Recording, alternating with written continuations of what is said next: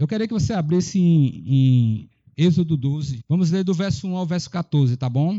Eu gostaria que toda a congregação ficasse em pé em reverência à leitura da palavra.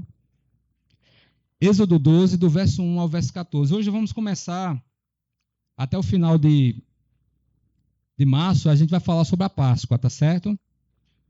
Vamos falar sobre a Páscoa e a gente vai aprender algumas coisas importantes que a nossa cristandade está começando a perder por conta da influência mundana aí, que ensina uma Páscoa completamente diferente e não bíblica, tá bom?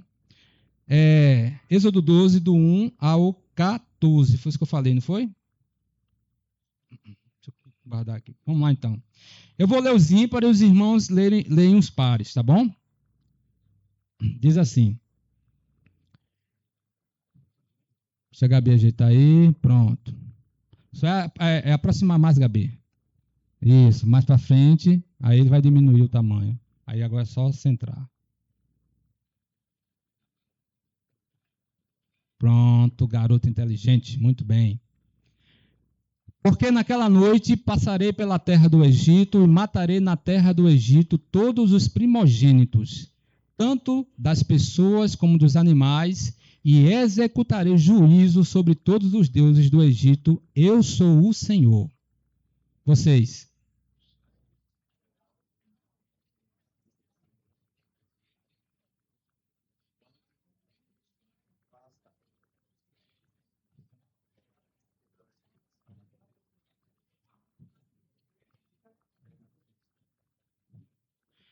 Este dia lhes será por memorial, e vocês o celebrarão como festa ao Senhor de geração em geração. Vocês celebrarão este dia por estatuto perpétuo. Não, gente, é 12:1, a partir do 1. 12:1. Já foi para o final já. O Senhor disse a Moisés e a Arão na terra do Egito. Aí vocês, 2.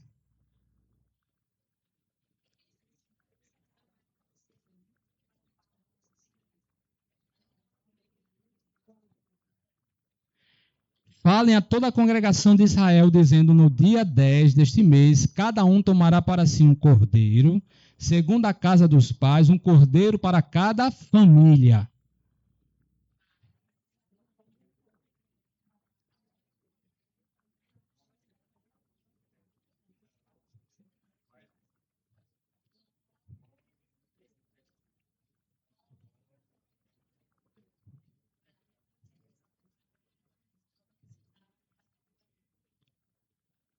O cordeiro será sem defeito, macho de 1 ano, podendo também ser um cabrito. 6.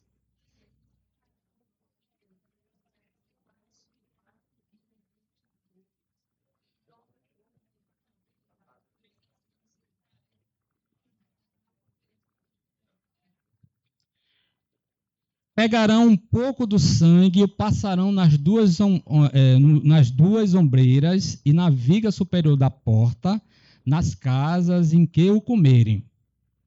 8.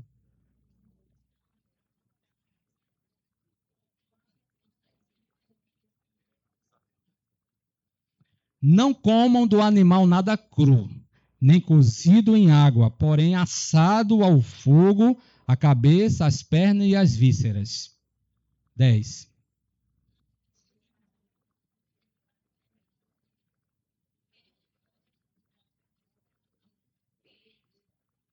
É assim que vocês devem comê-lo, já prontos para viajar, com as sandálias nos pés e o cajado na mão, comam depressa, é a Páscoa do Senhor.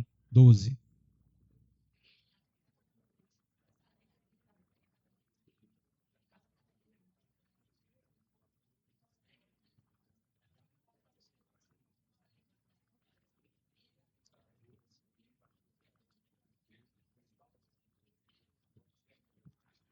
O sangue será um sinal para indicar as casas em que vocês se encontram. Quando eu vir, olha que interessante, ele disse que é o anjo, né? Eles vão mandar um anjo, mas agora ele está dizendo, quando eu vir, né? Quando eu vi o sangue, passarei por vocês, e não haverá entre vocês praga destruidora, quando eu ferir a terra do Egito. 14, último.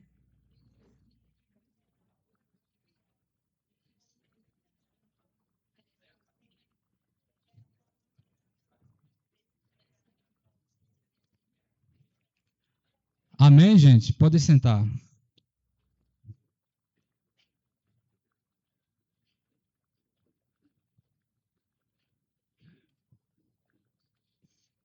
A Páscoa, ela é a data mais importante do cristianismo.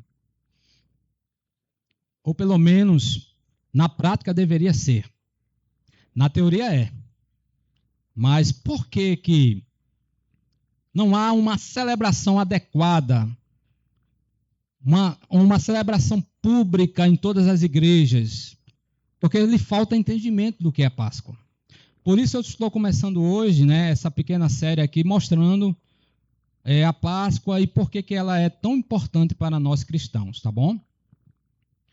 A nossa Páscoa, quando eu falo a nossa, não é a Páscoa da nova vida, da cristião do grupo de vida. A Páscoa dos cristãos, né? Ela é a celebração da morte e da ressurreição de Jesus Cristo.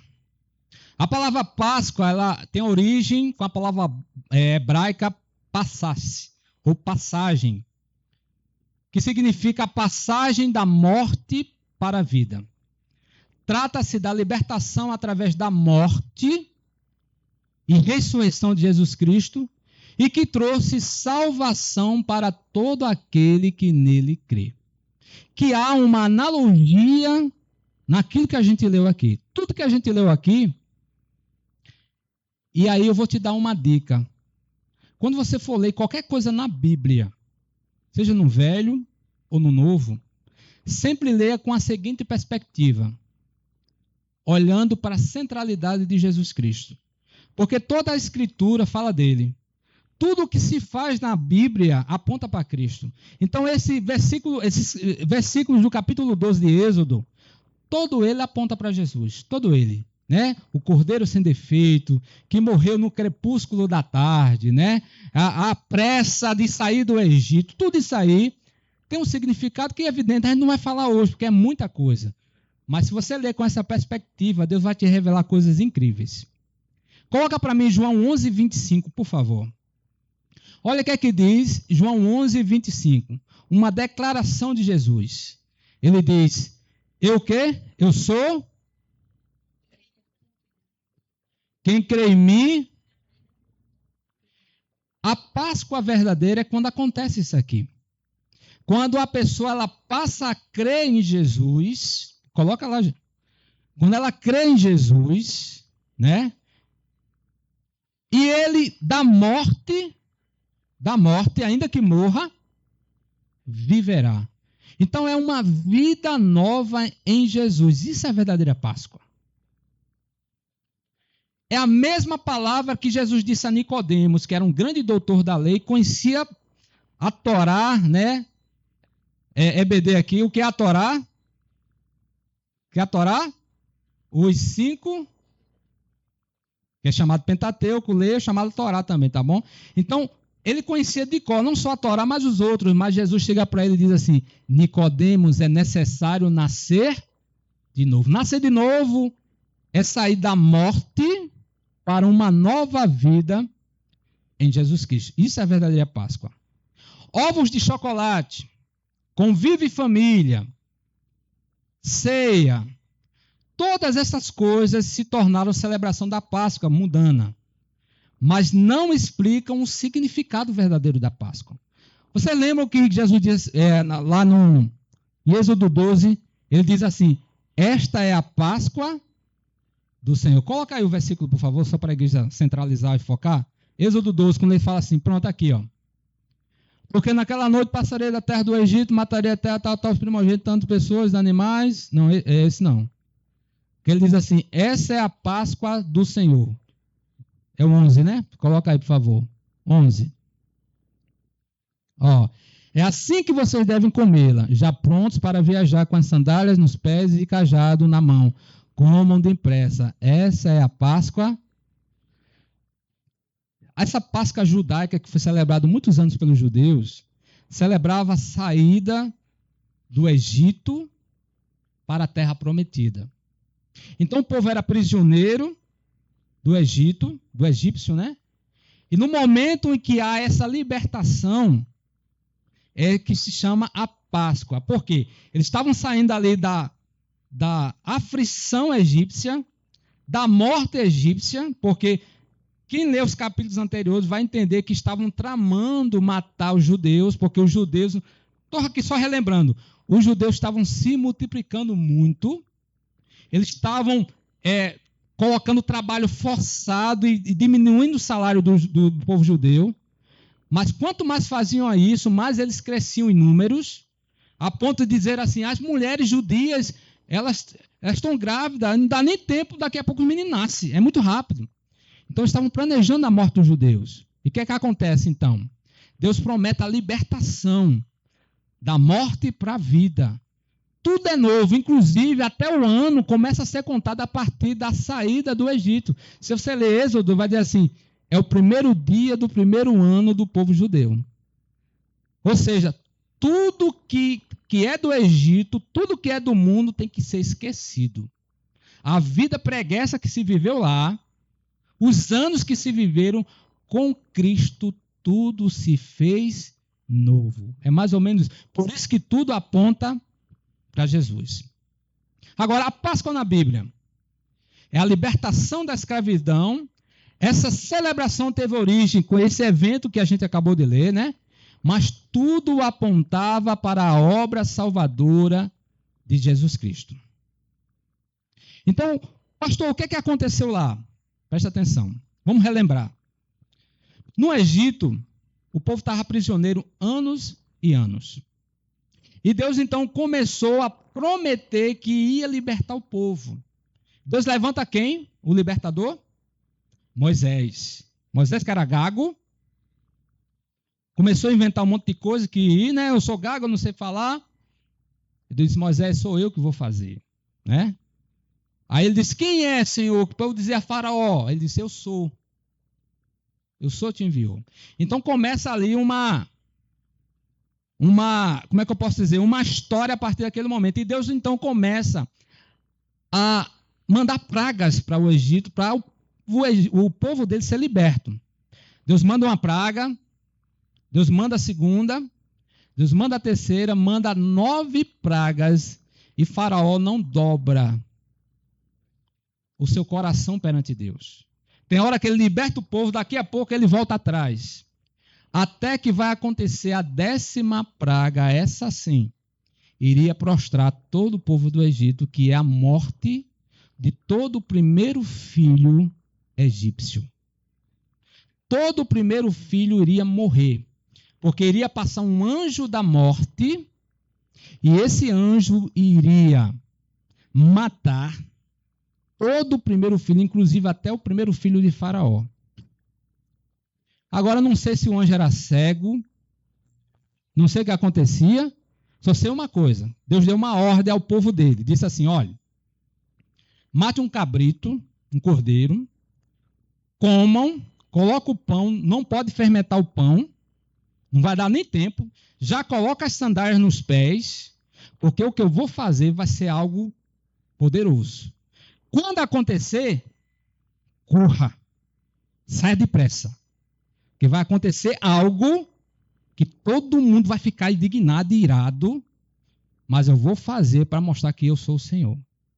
Então ele tinha que comer o cabrito assado, o cordeiro assado, não podia cozinhar, tinha que comer com tudo. No outro dia tinha que queimar tudo e sair depressa, com sandália nos pés, pão sem fermento, não podia esperar fermentar o pão. Tudo isso aí para dizer, eu vou fazer rápido. Aí Deus disse o seguinte, quando você matar o cordeiro, pega o sangue do cordeiro e coloca nas portas. Eu falei para os irmãos que tudo apontava para Cristo. Tudo que a gente está falando aqui é um apontamento do que Cristo ia fazer na cruz do Calvário. Ele era o cordeiro perfeito, o sangue dele seria derramado, e a cruz, a morte de Jesus seria, na verdade, a nossa vitória. Então, a morte do cordeiro lá, no povo judeu, simbolizava a vitória do povo contra o povo egípcio. Eles iam comer, mas eles iam sair vitoriosos dali. Aí ele disse assim, coloca o sangue para quando o anjo da morte passar, ou melhor, Deus disse assim, quando eu passar. E aí o que acontecia? Alex é um judeu e irmã Fátima. Colocou lá o sangue, comeu o cordeiro e colocou o sangue lá. Aí, esqueci o teu nome, Maria? Maria Carolina, é uma egípcia. Tu tem um filho, primeiro filho. O nome do filho é Zebulon. Estou dando aqui, né? Zebulon é teu filho. Aí, quem é o outro ali? Eliel. Eliel é um judeu. O primeiro filho dele é Marcos. Estou aqui. Aí, a outra lá, qual é o teu nome? Ana Beatriz é egípcia. Primeiro filho, Lucas. Aí o anjo da morte, quando ele vinha passar, ele viu o sangue na casa de Alex, aí ele passava por cima. Aí ele não viu o sangue na casa de Maria, matava o filho dela o primeiro. Aí vinha a outra casa, é o judeu, tinha o sangue, passava por cima. Aí chegava na casa de Ana, Lucas era o filho dele, matou Lucas também. Por isso, passagem. O anjo passava por cima daqueles que tinham sangue nos umbrais. Agora você imagina a cena. Tudo ao mesmo tempo, à mesma hora, os filhos morrendo na mesma hora. Vocês imaginam a ira dos pais egípcios, o choro, o lamento, a dor, e o que é pior, todo mundo sabendo que era algo vindo do Deus de Israel. Por isso Deus disse assim, quando acontecer, corra. Agora vamos falar do oposto. O que representa o sangue do Cordeiro lá em Israel, para nós? Representa o sangue de Cristo. E de que o sangue de Cristo nos liberta, meus irmãos? Dos pecados. E o que é que o pecado faz conosco? Nos escraviza. Ontem, a gente recebeu um telefonema de uma pessoa agoniada, porque está em pecado, porque está na prática do pecado, porque está fazendo algo que está em pecado. Tudo envolve o pecado. Agoniada, não conseguia nem falar. E eu cá comigo, puxa, como o pecado escraviza a vida das pessoas. Por isso que não existe mais livre-arbítrio. Se alguém te ensinou que existe livre-arbítrio, não conhece a palavra. Pergunta até o irmão assim, você consegue parar de pecar? Pergunta a ele assim, consegue parar de pecar? Ninguém, meus irmãos, consegue parar de pecar.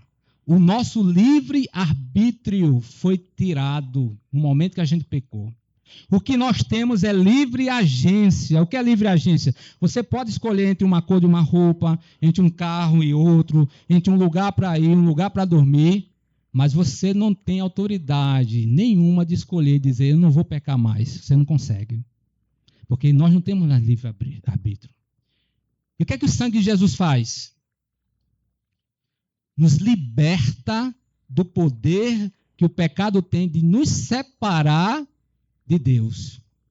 Porque a única coisa que separa um homem de Deus são os pecados.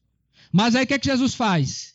Ele é a ponte que liga novamente o homem a Deus. Através de quê? Do seu sangue. Lembra lá o cordeiro? O sangue nos umbrais. O sangue de Jesus nos aproxima novamente de Deus. Porque a morte continua vindo, a morte espiritual, que vai levar muita gente para o inferno, o anjo da morte continua passando. Porém, quando vê o sangue de Jesus sobre os umbrais, ou seja, sobre a vida daquele que o aceitou, daquele que entregou a vida a ele, o anjo passa por cima. A mesma coisa, gente. Por isso Jesus disse, eu sou o caminho, a verdade e a vida.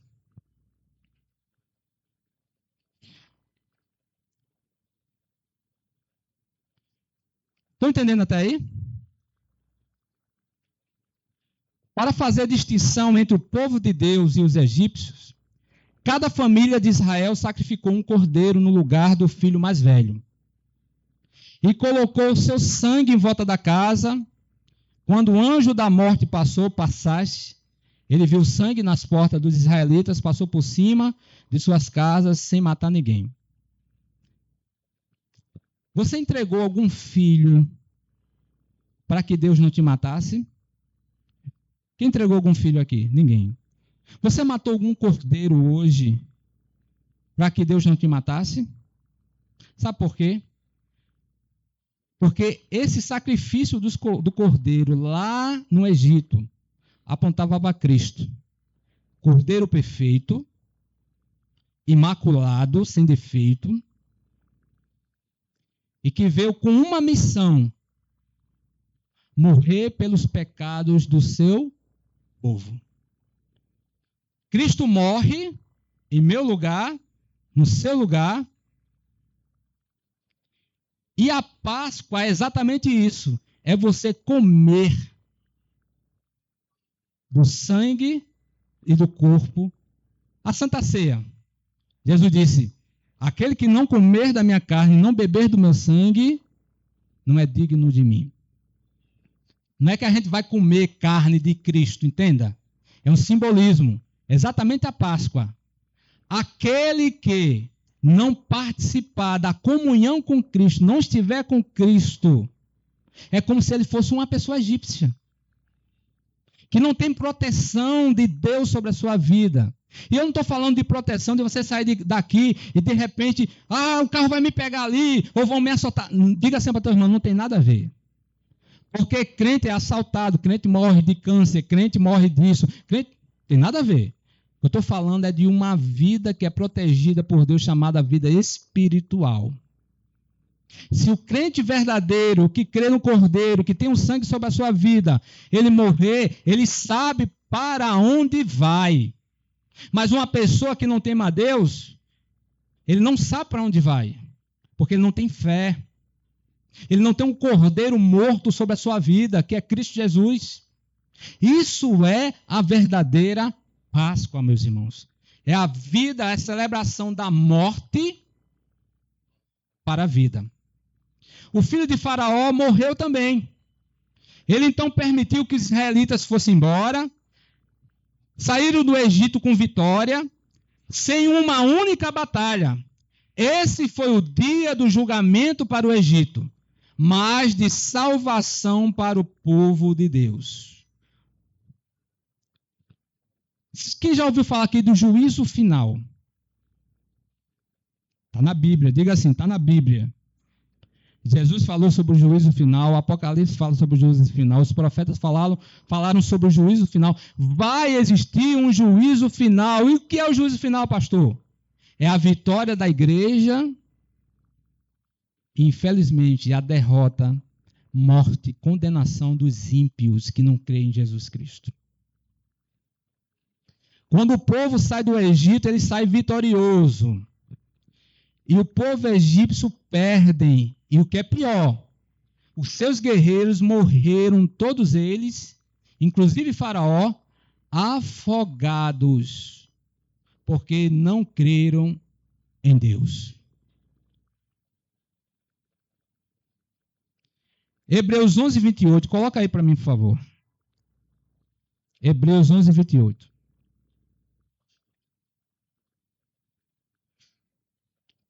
O que é que diz a igreja? 1, 2, 3, já?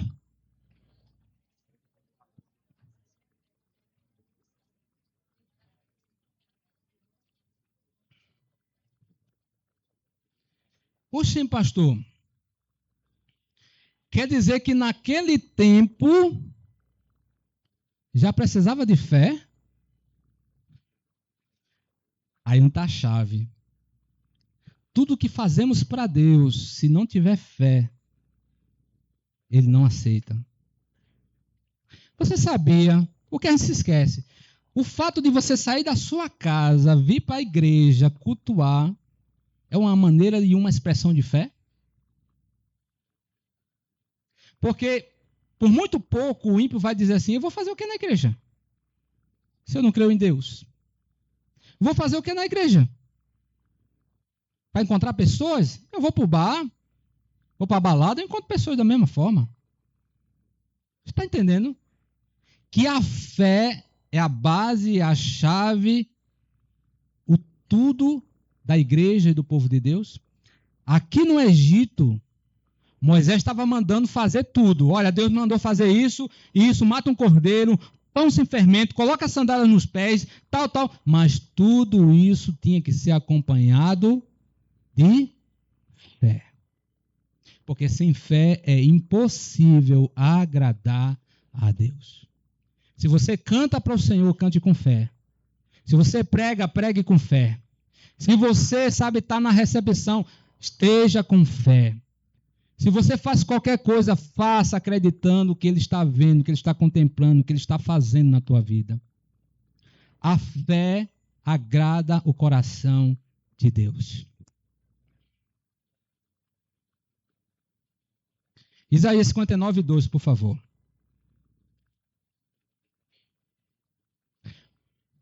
Olha o que é que diz aqui, meus irmãos. Isaías travou? Provavelmente não leu aqui. Mas as vossas iniquidades fazem separação entre vós e o vosso Deus, e os vossos pecados encobrem o seu rosto de vós, para que não vos ouça. Está aqui, né? O pecado é a única coisa que afasta o homem de Deus. Mais nada. Pastor, eu vou orar, mas eu não sinto a presença de Deus. Isso não te afasta de Deus. Porque não é pelo que a gente sente, é pelo que a gente crê. Quantas vezes o pastor vai orar e não sente a presença de Deus? Mas tem hora que o céu desce. Mas tem hora que não desce nada. Eu oro, eu falo com Deus, mas acreditando pela fé que a palavra se cumpre. Mas nem sempre eu sinto a presença de Deus.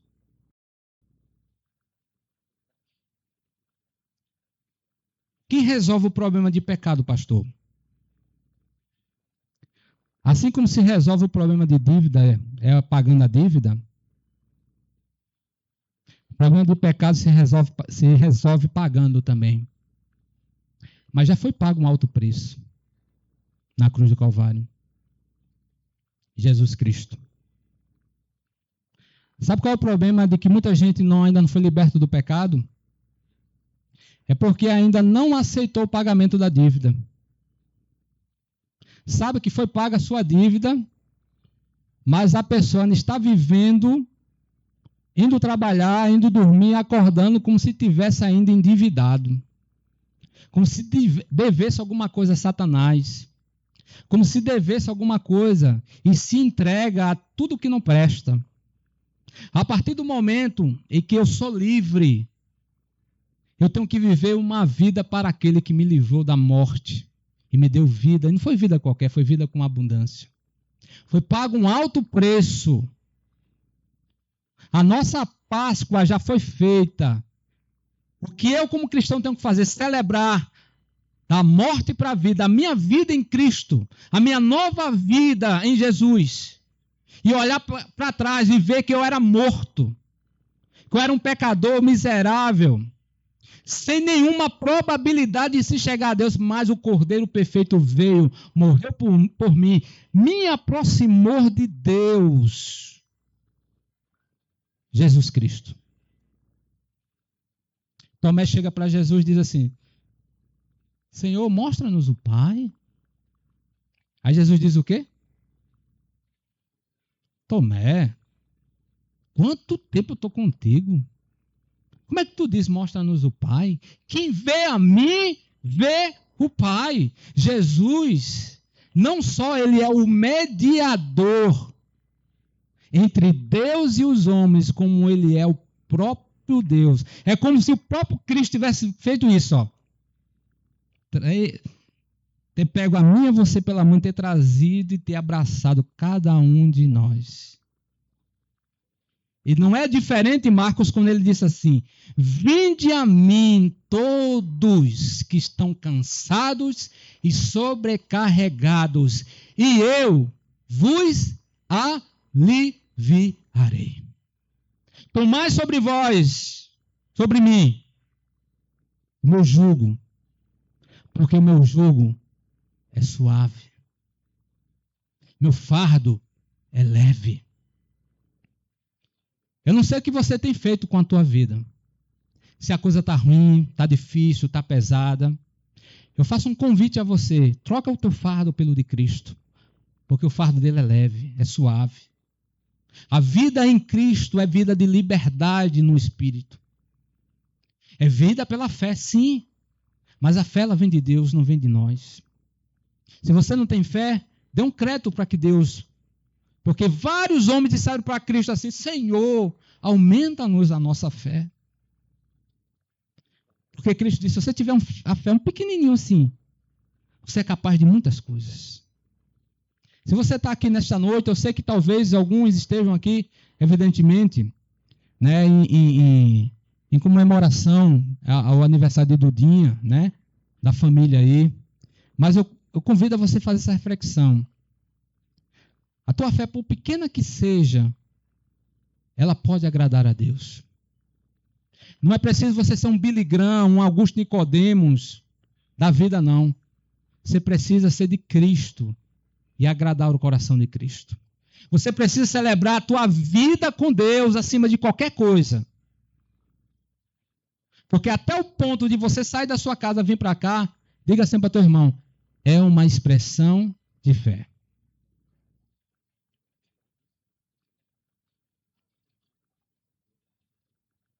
Hebreus 9, 28. Chegou aí, Gabi? Chegou? Olha o que é que diz Hebreus 9, 28. 1, 2, 3, já? Assim...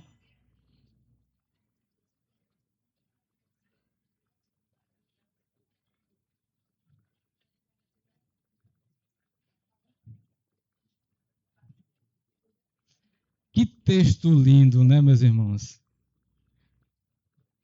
Basicamente o texto está dizendo aqui, a primeira vez ele veio para morrer como um cordeiro mudo, morrer pelos pecados, morreu. Mas a segunda vez ele virá buscar aqueles que esperam por ele. Pergunta assim ao teu irmão, ei, diga assim, ei, você está esperando por ele? Isso é uma pergunta de fé, hein? Que exerce uma resposta de fé. Porque se você não tiver nessa expectativa de que ele pode chegar a qualquer momento, eu digo a você, tome cuidado. Porque a qualquer momento pode soar a trombeta do arcanjo e ele vir pegar a sua igreja. Ele não virá mais como cordeiro pascual para morrer. Ele virá como juiz, como vingador, para buscar a sua igreja, mas para julgar todos os ímpios e todos aqueles que não acreditaram no seu sacrifício vicário da cruz do Calvário.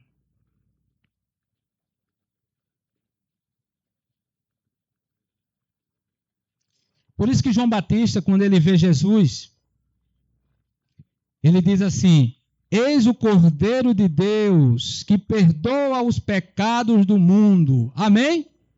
Não, não foi. Amém não. Misericórdia. Ele disse assim: eis o Cordeiro de Deus que tira, que remove o pecado do mundo. Mas pastor, como? Então Jesus não removeu, porque todo mundo peca, até eu que sou crente. É uma boa pergunta, Maria? É uma boa pergunta. Porém, ele está falando do pecado que separa o homem de Deus. Toda e qualquer pessoa que crê em Jesus, que o pecado foi removido, o poder do pecado foi removido. E onde você estiver, você pode clamar ao Pai, dizer, Abba, Pai, me ajuda. E o Pai de imediato vai socorrer o seu filho. Antes não podia. Antes tinha que levar um cordeiro, tinha que ir em Jerusalém, tinha que consultar um sacerdote, um sumo sacerdote, pagar uma pomba, pagar um cordeiro. Hoje não. Onde eu estiver, onde você estiver, você diz assim, Jesus, me socorre. E Jesus vem em teu socorro. Se tiver um espírito imundo, você chega, em nome de Jesus, deixa esta vida, sai. E ele sai. Se tiver uma pessoa enferma, com autoridade do Senhor, com direção do Senhor, você pode chegar. Em nome de Jesus, seja curado. Hoje você pode pregar o evangelho e dizer, olha, aceita Jesus como o Senhor da tua vida, e tua vida vai mudar. Como assim mudar? Eu vou ficar rico? Não. Eu vou parar de ter doença? Não. A tua alma vai jubilar, se alegrar, porque você vai ter uma vida que nunca teve. É uma vida que ninguém explica. É uma alegria que, às vezes, até doente, a pessoa se alegra e diz, eu estou tão feliz com Jesus. Mas como tu está feliz com Jesus? Tu está aí na cama, doente, em estágio de morte. Mas a pessoa está feliz porque tem Jesus na alma. Vai nos hospitais. Conversa com as pessoas. Você vai encontrar muito crente que está ali padecendo, com câncer, com dor, mas está feliz, porque tem Jesus. Não está feliz com câncer, mas está feliz com Jesus. Quem não lembra, como era o nome dele? Seu Aguinaldo. Quantas vezes eu vi o vídeo do seu Aguinaldo cantando, louvando, porque tinha Jesus. Tinha, não tem. Hoje está vivendo eternamente com Cristo. Isso é uma alegria que o mundo não pode dar, o mundo não entende, o mundo não pode comunicar, nem o mundo aceita, porque é algo que é vindo de Deus, é Deus que abre o entendimento. Se você nesta noite está entendendo o que eu estou falando, é porque Deus está abrindo o teu entendimento. É uma alegria que só vem de Deus. Por isso que nada nesse mundo arranca essa verdadeira alegria. Eu vos dou a minha paz, não a paz que o mundo dá, é a minha paz.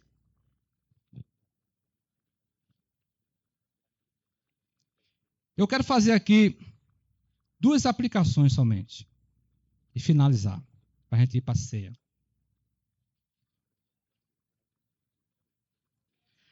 Assim como Deus prometeu um escape do povo de Israel, lá no Egito, disse assim, prepare porque eu vou libertar vocês. Eu vou fazer vocês escaparem das mãos dos egípcios. Prepare sandálias, que quando eu fizer, saia depressa. Todos nós também fomos escravos do pecado e precisávamos e precisamos de libertação. Por quê?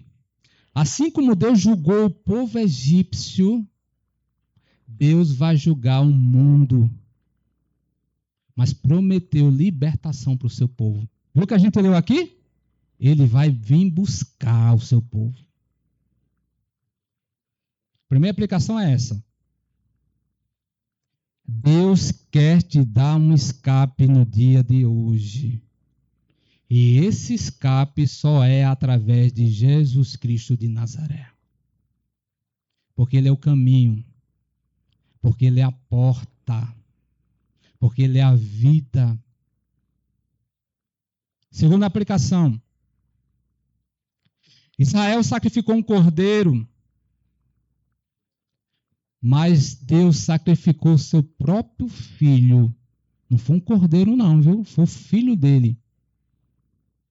Simplesmente porque Ele decidiu amar a mim e a você. Porque não foi por algo que a gente fez, porque eu e você somos ruins. E eu sou mais ruim que todos vocês.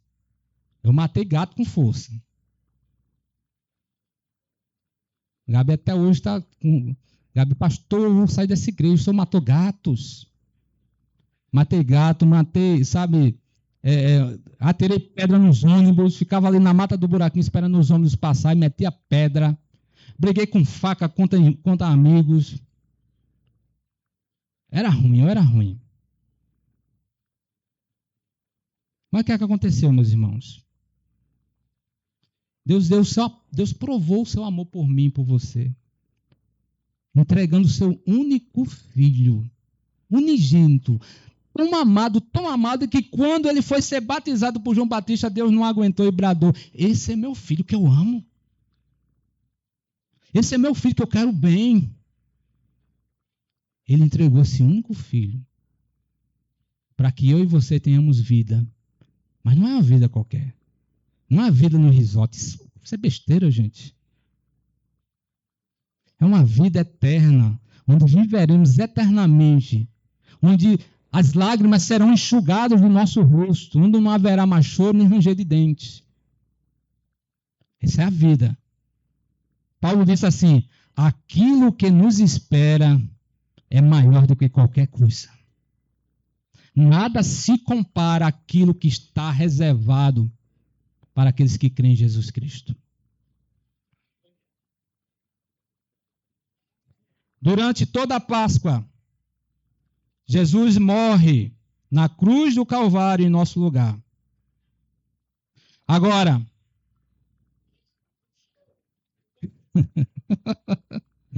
se você crê em Jesus Cristo, diga assim para você mesmo: se eu crer em Jesus, diga, se eu crer em Jesus, eu serei livre da condenação eterna.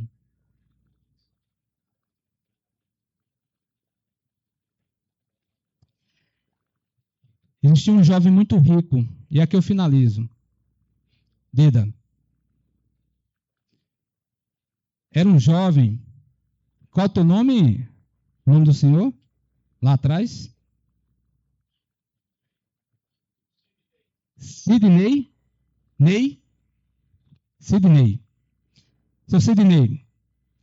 Um jovem muito rico. Cumpria a lei na risca. Mas cumprir a lei na risca sem ter Jesus não adianta. É o que eu tenho condenado, ou melhor, que eu tenho denunciado a muito teólogo e a muita gente que se diz reformada, diz assim: vocês estão conhecendo muito, mas estão esquecendo do Espírito Santo, esquecendo de Jesus. Estão lendo muitos livros profundos, livros de 1.000 páginas, 1.200 páginas, mas estão se esquecendo de ler a Bíblia. Esse jovem chega para Cristo e diz assim: o que é que eu posso fazer para ter a vida eterna? Como é que pode? O cara vem cumprindo a lei e não sabe como é que pode. Você está entendendo que a essência a gente está perdendo? Aí Jesus diz assim para ele: cumpre os mandamentos. E ele pensando, estava abafando, disse: Jesus, desde pequeno que eu cumpro tudinho. Aí Jesus disse: mas te falta uma coisa. Vende tudo o que tu tens e dá aos pobres, e aí terás um tesouro no céu. E a Bíblia diz que ele baixa a cabeça, porque a Bíblia diz assim: ele era proprietário de muitos bens, e vai embora. A questão, presta atenção, não era questão de posses somente, era questão da prioridade daquele jovem. Aquele jovem colocou o coração dele nas coisas do mundo, ao invés de colocar o coração dele nas coisas de Deus. Aquele jovem se dizia que cumpria todas as coisas, mas o coração dele estava distante de Deus. Aquele jovem talvez cantava no coral. Aqui eu estou, viu? Aquele jovem talvez tocava na banda, fazia parte de alguma coisa da igreja, do data show, mas o coração dele estava longe de Deus. Ele cumpria protocolo, ele dava dízimo, dava oferta, mas o coração dele estava longe de Deus. Quando chegou o momento, Jesus disse assim: eu quero ver onde está o teu coração. Porque a Bíblia diz: onde estiver o teu tesouro, ali também estará. Jesus foi lá. Jesus é tremendo, Dida. Os olhos de Deus veem através dos nossos olhos.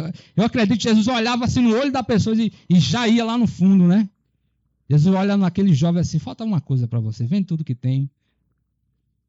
Porque até agora você tem demonstrado que as tuas riquezas são mais importantes do que eu, do que a minha presença, do que a minha vida. Quer ser perfeito? Me segue. Abandona tudo. Nicodemos, eu sou doutor, não sei o quê. Se não nascer de novo, não herdará o reino de Deus. Sabe qual é a relevância disso aqui? Vida com Deus, primeiro lugar. O restante vem a reboque.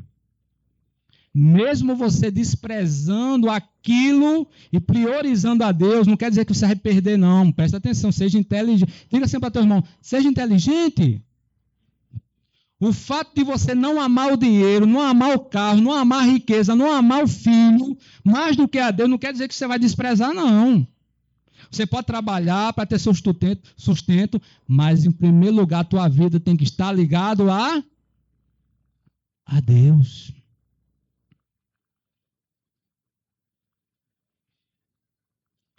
Chegou para Salomão e fez uma pergunta aí. Alguém lembra qual foi a pergunta? Logo no início da vida de Salomão? O que foi, Ivone?